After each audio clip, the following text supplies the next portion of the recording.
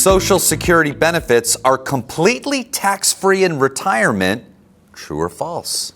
False. Well, sort of false. They can be tax-free, but it requires some planning usually. So Social Security has a unique tax structure. The federal government, in its infinite wisdom, uses its own formula to figure out whether your Social Security is taxable or not. And up to 85% of it can be taxable. But it is based on how much total income you have. So if we can reduce your total income below a certain level, it's possible your Social Security could be tax-free. When it comes to Social Security planning, there are a lot of factors that someone or a couple would need to consider. The biggest thing would being at what age are you going to elect your Social Security? So we help a lot of clients sit down and kind of get a plan underneath them to understand what are the benefits of waiting or potentially taking it sooner rather than later. And what if I'm working? Does it ever make sense while I'm working, Brad, to take Social Security at the same time? Well, if you're 70, you have to take it. So Okay. in that case, yeah. But there are some cases where it does, but there is a penalty assessed if you take it before full retirement age, which for most people now is 67, and you still work over a certain income. What is the penalty? It is that it's complicated, Okay. like anything with Social Security. Sure. But what they do is for every $2 you earn over the limit, they're going to take $1 of your Social Security away if you've elected while you're working. Now, you do get that back at some point, sort of. You have to live a very long time to make up for it, usually.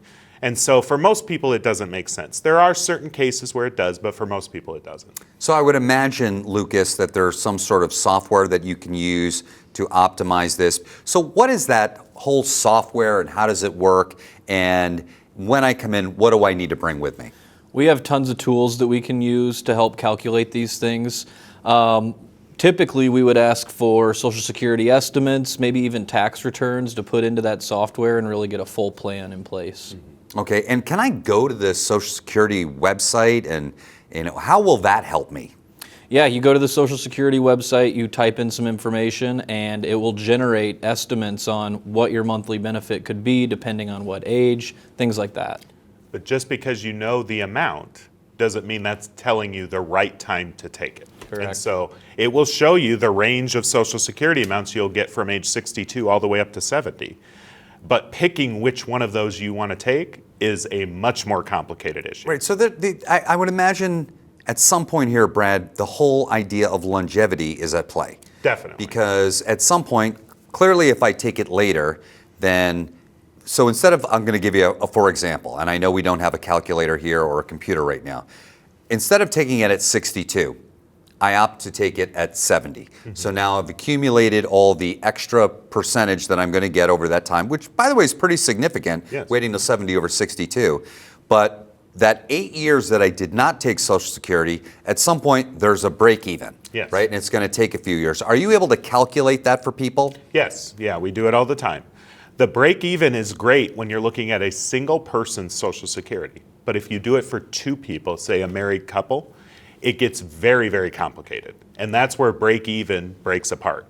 Okay, so that's, here I am thinking, okay, I want to know the break even, but that's not necessarily the most important thing here. Yeah, it's a part of it. It is a part of it. But when we have a married couple come in, part of what we need to consider is what would happen if one of them were to pass away. That is one of the most important considerations because if you pass away, your spouse is left with the greater of the two Social Securities, either yours or theirs. Okay. And so we plan with clients so that the surviving spouse has enough money to live on by maximizing the larger Social Security. Very often that's what we're looking at. That's Okay. just one other piece of Social Security. And correct me if I'm wrong here, Lucas, but there are hundreds of ways that you can put this together. So it's not like, well, here's A, B, C, and D, which one's going to be best for you? There's literally hundreds of different combinations, in particular if you're married, that you have to explore. True, yes, that's very true.